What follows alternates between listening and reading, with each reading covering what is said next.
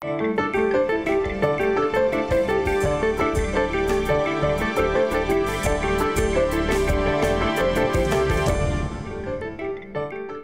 I'm Kamal Santamaria. This is Counting the Cost on Al Jazeera, your weekly look at the world of business and economics. This week, the US of A, with the battle lines now officially drawn in the 2016 US presidential race. How do the candidates shape up on all matters economic? Because whoever wins the White House will be in charge of a significant proportion of global growth, with the kind of decision-making to influence well beyond America's coasts. Also this week, smartphones, probably the defining consumer product of our time. Apple's just sold its billionth handset, but in an industry it revolutionized, the competition is tight and getting tighter. We show you who's gunning for supremacy for the gadget which runs your life. Plus, Egypt says it needs a loan from the International Monetary Fund. There's a currency crisis to tackle and a huge drop-off in tourism revenues. We'll take a look at Egypt's finances and ask, why is it running out of cash?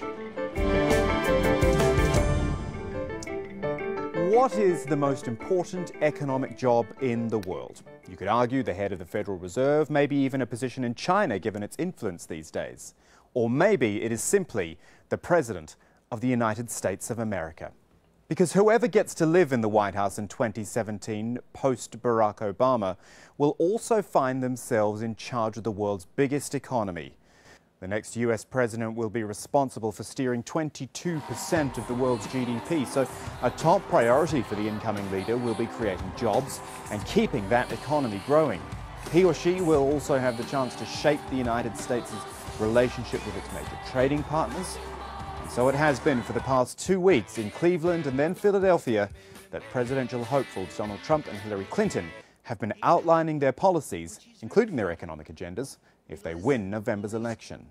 So to begin our look at those two candidates and what they could potentially offer the US and the world, we're going straight to the source. First of all, this is Donald Trump's official website, donaldjtrump.com, and on his positions page, well, there's things like healthcare reform, US-China trade reform, tax reform. There's only 7 blocks there, so it's a bit more broad brush. Certainly when you compare it to hillaryclinton.com on the issues page, broken down into a lot of stuff here: fair tax system, an economy that works for everyone, fixing America's infrastructure. She's gone into perhaps a bit more detail on her website. We're going to go into a little more detail ourselves, first with Hillary Clinton. On trade, Hillary Clinton talks tough on China, which is America's biggest trade partner, but actually she's more focused on the theft of American trade secrets. She also opposes the Trans-Pacific Trade Partnership, saying it doesn't do enough to protect jobs for Americans. On taxes, Clinton speaks of raising income tax by 10% on incomes greater than $5 million a year. But her broader pitch is to focus on increasing middle-class incomes and tackling income equality. And she's promising to tackle Wall Street as well, saying it must work for the metaphorical Main Street. Big banks and financial companies would have to pay a fee based on their size and their risk of contributing to another financial crisis.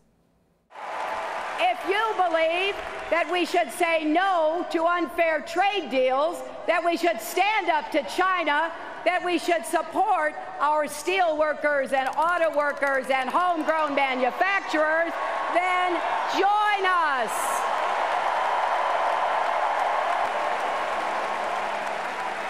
If you believe we should expand Social Security and protect a woman's right to make her own health care decisions, then join us.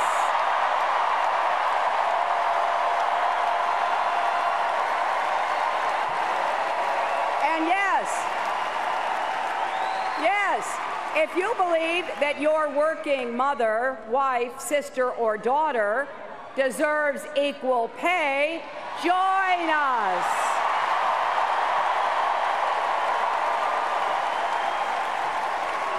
That's how we're going to make sure this economy works for everyone, not just those at the top. And on the other side, Republican candidate Donald Trump says America's getting ripped off and wants to bring back jobs from China. He's even called for an all-out trade war and, like Clinton, opposes President Obama's Trans-Pacific trade deal. He says he'll slap tariffs on goods coming in from China and Mexico too. Trump's proposing a major tax code overhaul and has actually published a plan on this. Essentially, it'll mean tax cuts across the board and a simplification of the tax code. And when it comes to dealing with American businesses, Donald Trump wants to cut the corporate tax rate to 15%. Using the greatest business people in the world, which our country has, I am going to turn our bad trade agreements into great trade agreements.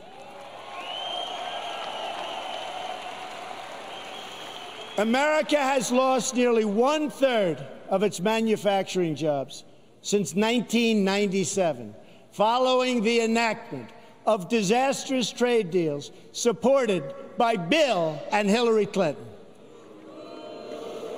Remember, it was Bill Clinton who signed NAFTA, one of the worst economic deals ever made by our country or, frankly, any other country. Never, ever again. So to discuss the state of the US economy, Megan Green's with us from Boston. She's the Managing Director and Chief Economist at Manulife Asset Management. Megan, I want to start with a bit of retrospect. How would you describe the economy that either Clinton or Trump will inherit? In other words, what has President Obama achieved from a pretty horrible start 8 years ago? Well, I think that the next president will be inheriting what is the best of a pretty bad bunch in the developed world. The U.S. recovery has been the strongest, probably, amongst Western countries, though it's been pretty sluggish. I think growth will probably be around 2% this year, maybe a little bit higher next year. The best news has been in our jobs data. So the labor market is looking pretty good. Unemployment is at 4.9%, so we're at full employment. But unfortunately, the U.S. suffers from a lack of any inflationary pressures. And the U.S. is absolutely not alone in that at all. In fact, the U.S. is going to be importing deflationary pressures from everyone else. Right. Well, I'm glad you mentioned the job market because, and correct me if you think I'm wrong here, but I think job numbers are probably the most important economic data that's out there. You can look at markets, you can look at GDP growth numbers, but unless people are gainfully employed, that other stuff, doesn't really matter. And that's certainly the way it was 4 years ago, even 8 years ago. That's absolutely right. This recovery, like every other U.S. recovery, is driven by the consumer. So the consumer demand accounts for about 75% of GDP in the U.S., which is really high. And so you're right, the labor market is really important. But I do think that what everyone else is focusing on every month when the jobs report comes out is the wrong thing. So everyone's focusing on how many jobs we're adding to the economy every month. I think much more important than the quantity of jobs is the quality of jobs. So if you dig into exactly what sectors we're adding jobs in, we're mainly adding all of our jobs in low-wage sectors that are sort of at or slightly above minimum wage. And that does mean that consumer demand can only expand so much if people are just barely able to make ends meet because they're making minimum wage or slightly above. Yeah, really good point, actually, quality over quantity. Let's look at the two candidates then. Hillary Clinton, first of all, and as I look at a list here of her economic goals, and we outlined things earlier like trade and taxes and Wall Street reform. But what do you feel are the most important elements of Hillary Clinton's economic plans for the United States? So I think a few really important elements of Hillary's plan include infrastructure spending, which I think is absolutely necessary to provide a stimulus to the U.S. economy. In fact, I think every Western economy should be engaging in infrastructure spending with borrowing costs so incredibly low. In particular, it's sort of a no-brainer. It's just politically hard to justify. So that's an important part of her plan. Also, healthcare costs. So the Clinton campaign has talked a lot about affordable healthcare. I think that's important as well. Okay. And on the other side of the coin, Donald Trump, we compared the two websites a little bit earlier and we, the rundown of their plans. Trump seemed to be far more broad brush. Is there actually enough information out there to know what a US economy under Donald Trump would look like or where he'd like to take it? Well, it's a lot harder to suss out Donald Trump's economic policies just because he hasn't delineated them quite as clearly as the Clinton campaign. The president ultimately will have a number of checks and balances in most areas, but one area in which the president will have absolute authority is trade. And on this, Donald Trump is really clear. He's very isolationist. I think if he were to come into power, we would end up seeing a lot of protectionist measures. And actually, I think that could tip the U.S. into a recession and possibly the globe into a recession. So this is part of a greater global phenomenon. We saw it with Brexit, sort of an anti-free trade, protectionist movement coming up through the Vote Leave campaign there. Donald Trump is embodying it in the U.S., and I do think that would be bad for the U.S. economy. Megan, overall, is it still a case of, quote, it's the economy stupid, as was famously said back in 1992? You know, it definitely was when President Obama came to power in 2008. And I would say the economy was still probably the most important thing in 2012. Is it still the biggest issue now, though? Because it feels like with the rhetoric and the direction that this campaign has taken, there are far more emotional issues which are dominating. That's right. I'm going to give a really annoying economist answer and say yes and no. It is and isn't about the economy. Ultimately, I think you're right. Emotion is playing into it a lot more, and that's because populist movements or populist politicians have gained a lot of support. But I think populists have actually gained support because of the economy. So I think we live in this world whereby business cycles aren't really allowed to happen in a normal way anymore because repricing would be so incredibly painful for households and businesses. And so central banks are stepping in to avoid any kind of repricing or downturn. And as a result, the business cycle is so incredibly long and the recovery is so incredibly sluggish that populists have had a lot of runway to consolidate their support. And we're seeing this across the Western world in particular. We saw it with the Brexit referendum. We see it in almost every European country except for Cyprus, I think. We're now seeing it in the US as well. And by the way, it comes from both sides of the political spectrum. It's not just a Trump phenomenon. It was a Bernie Sanders phenomenon as well. And I think that Sanders has had a significant impact on Clinton's campaign. She's had to adjust her rhetoric to try to draw his supporters on board as well. Megan Green, as ever, it's been a pleasure talking to you. Thank you for joining us on Counting the Cost. Yeah, anytime. Thanks a lot. And still ahead on Counting the Cost, we'll hear from the pilots of Solar Impulse, the plane which circumnavigated the globe powered only by the sun. They'll tell us what they think about the future of aviation and renewable energy. Right now, though, we look at Egypt, which is actually in the midst of a currency crisis. An unsettled political scene and a tourism industry that's taken a huge hit this year have both led to severe shortages of foreign currency. And just this past week, the Egyptian pound reached a record low against the dollar on the black market. But the government says help is at hand. After months of talks with the International Monetary Fund, Egypt is apparently close to a $12 billion loan that would cover 6 years' worth of budget deficits. President Abdel Fattah al-Sisi has already negotiated an enormous economic aid package from Saudi Arabia and has been signing deals with the likes of France and Germany for new projects and investments. And yet, something is clearly still going wrong. William Jackson is with us now to explain what, so far as Egypt is concerned. He's the senior emerging markets economist at Capital Economics in London. William, when you start heading to the IMF looking for deals, bailouts, whatever you want to call it, I mean, that's getting into last resort territory. Can you explain to us how Egypt has got into this position now? Well, I think we have to go back to the Arab Spring uprising in 2011 to see where this all originated. Egypt typically needed to borrow from abroad to fund its import bill. Up until 2011, that tended to happen fairly easily through the private capital flows. But since then, there's ongoing political uncertainty has made it much more difficult for Egypt to attract these flows. It's become difficult for firms to import goods. Egyptian firms still struggle to be competitive on international markets, and as a result, the pounds continue to be under pressure. So I think what's happened is there's a gradual realization in policymaking circles that the policies of the past few years really haven't worked. Could something more have been done internally? As you said, we're talking back to the Arab Spring, so that's 5-6 years or so. But in that time, could more have been done internally to help stave this off? I think so. There have been a number of, I think the policymakers have certainly pursued an unorthodox approach to strains in their balance of payments and the pressures on the currency. It's generally accepted that having pegs, currency pegs to, say, the US dollar, tend not to be very sustainable situations, particularly if, like Egypt, you're a high inflation economy. You tend to lose competitiveness against your trading partners if you maintain this currency peg. Policymakers, while there have made some steps with subsidy reform, which is notorious for costing the government or taking up a large amount of government spending, policymakers have been very slow to tackle these. We talk a lot about what Egypt relies on. Tourism is obviously a big thing, but I'm also thinking about, and this is a very broad term, but global trade. You know, if there's any downturn in global economy, the Suez Canal is a huge money spinner for Egypt. That's got to start having an effect on the Egyptian economy as well.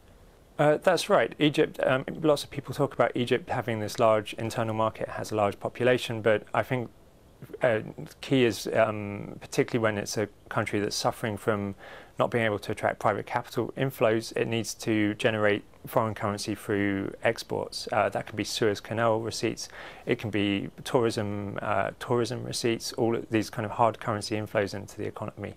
So a global downturn would certainly be worrying for Egypt's economy. William Jackson, we thank you so much for your time. Thanks for joining us. Thank you. Now, we like talking tech on Counting the Cost, and there's a bit of a tech milestone to mark this week. Apple has just sold its 1 billionth iPhone. Think about that, 1 billion units of one product in different evolutionary forms, of course, in less than a decade. That is a pretty rare achievement for a single technology product. But while Apple's definitely shaped the market, it certainly doesn't own it. Here's Sarah Khairat with a look at the current state of the smartphone revolution. More and more people are using their phones to go online. So much so that by next year, around 2.5 billion people will own a smartphone. Incredibly, that's more than a third of the world's population. And Apple has a lot to do with that. Its record-breaking success is mainly down to iPhone sales. And despite a dip in the last couple of years, it's still making a lot of money. In fact, last year's $233 billion revenue was larger than Ireland's GDP. But the global smartphone market is saturated, and where Apple is lacking in major new innovations, rivals are keen to cash in. China is an emerging market, where it's predicted that by 2018, a quarter of the world's smartphone users will live there. Low-cost handsets with high-quality designs are proving to be quite popular. And with that, Oppo is now China's #1 smartphone choice. With a 23% market share, it's the fastest growing smartphone brand there. And Oppo's rivals Huawei has also seen an incredible 40% jump in revenues just this year alone, making it the third most sold smartphone globally. So it's important and lucrative, isn't it, this smartphone market? Now, just out of interest, I went round the Al Jazeera office earlier this week to see who had what phone here, and more importantly, why. Take a look. Well, it was the first smartphone I ever owned. I'm very used to the ecosystem. I think everything makes sense. I've tried Android. Every time I touch the screen, something happened, and I feel this is just, the simplest, most refined ecosystem that a smartphone could have. This LG is having a detachable battery and extendable memory, and also it's having a cam plus option, which is more of we can do a lot of things with the camera in a normal way. Compared to quality of the Samsung, the Samsung that I have, which is the Samsung S7 Edge, it has the same qualities as the iPhone 6 Plus. That one is really expensive. And just by the way, I filmed that little piece entirely on my iPhone, which tells you a lot about how far the technology has come. Let's bring in technology writer and broadcaster Kate Bevan in London to talk about this whole smartphone economy, really. First thing we should do, Kate, is declare our allegiances. You and the viewers know by now that I use Apple pretty much exclusively. What is your preference and why? Almost exclusively. Yes, quite. I'm a Windows Phone user, which makes me actually pretty unusual, but I really like the platform for its versatility, and also because I'm grumpy and I don't like going with the herd, so I'd like to go with something a bit different. Okay, fair enough then. Right, so now we know where we stand. Let's talk about the market, and I do want to start with Apple, because you don't sell 1 billion phones without doing something right. However, there seems to be a lot of criticism these days of Apple for not doing enough and not innovating and letting the competition catch up. On smartphones, I think it's fair to say they invented the consumer market for it, but don't forget that smartphones existed before Apple came out with the iPhone.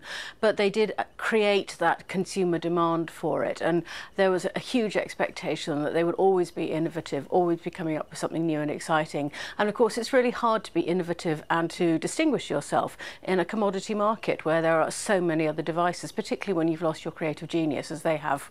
And they're also very expensive, just quietly. You know, this is something, the more I've talked to people about it, they say the price is what puts them off, and there are so many other good options out there for a cheaper price. Simple as that.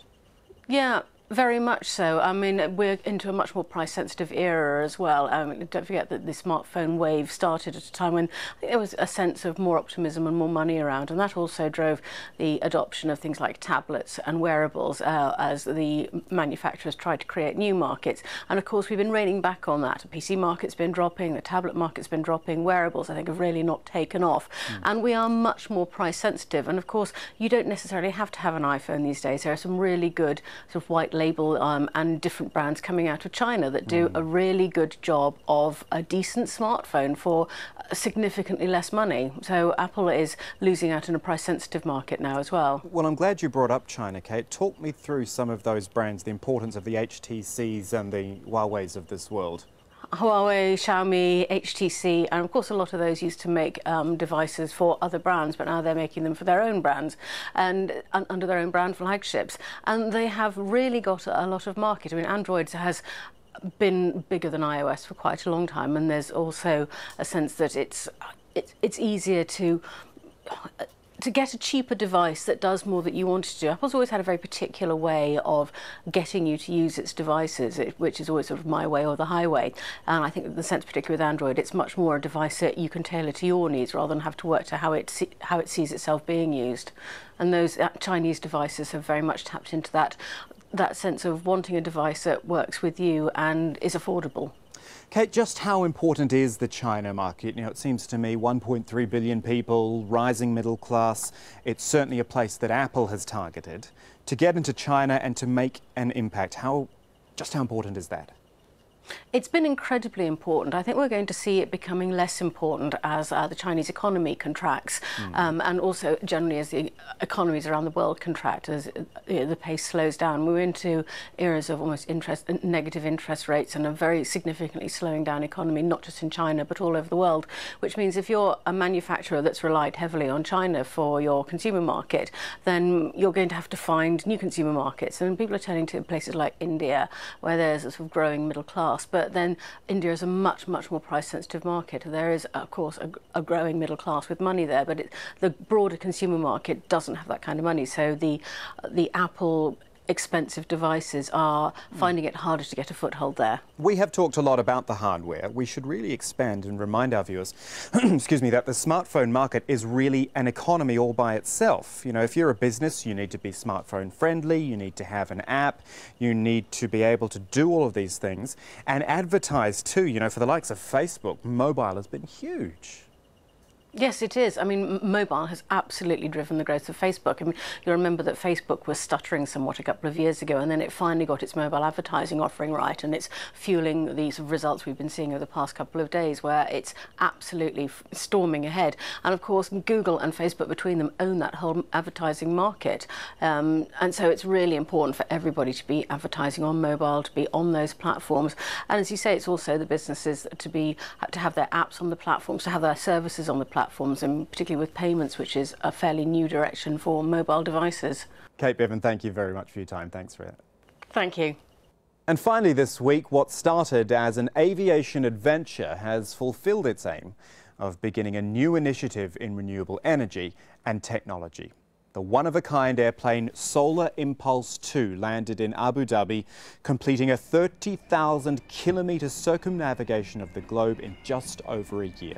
Why one of a kind? Well, those giant wings are covered in solar panels, making it a zero-fuel plane powered only by the sun. Apart from being an amazing achievement, the pilot duo reckon it's just the beginning of important breakthroughs in solar power and aviation. They want the same technology they used in the air to become a fundamental part of the industry. If you think about the future, electric propulsion will find its its way into commercial aviation. It's interesting to see that NASA and Airbus both have launched projects to develop electric airplane. Airbus decided, in fact, to go after a 19-seat transport airplane, with electric propulsion, something which, of course, pleases us because we started to think about these technologies 13 years ago, and we believe that this is certainly potentially a disruptive technology for aviation. But we see that, yes, we can make a revolution in the world of aviation because these technologies are now so mature. So André, with the engineering team, is working already on high-altitude unmanned solar impulse for telecommunication and observation. I'm working on creating the International Committee for Clean Technologies, like a World Council for Clean Technologies, which would bring together all the actors of that field in order to have a common voice, more power, and advise governments to have more ambitious energy policies and to bring these clean technologies not only to protect the environment, but also to stimulate growth and industry and create jobs, because this is the type of product that the world needs today. And that is our show for this week, but there's more for you online at aljazeera.com/CTC. That'll take you straight to our page with individual reports, links and entire episodes for you to catch up on. You can also get in touch with us by tweeting me at KamalAJE. Do use the hashtag AJCTC when you do, or drop us an email. countingthecost@aljazeera.net is the address. That is it for this edition of Counting the Cost. I'm Kamal Santamaria from the whole team. Thanks for joining us. The news on Al Jazeera is next.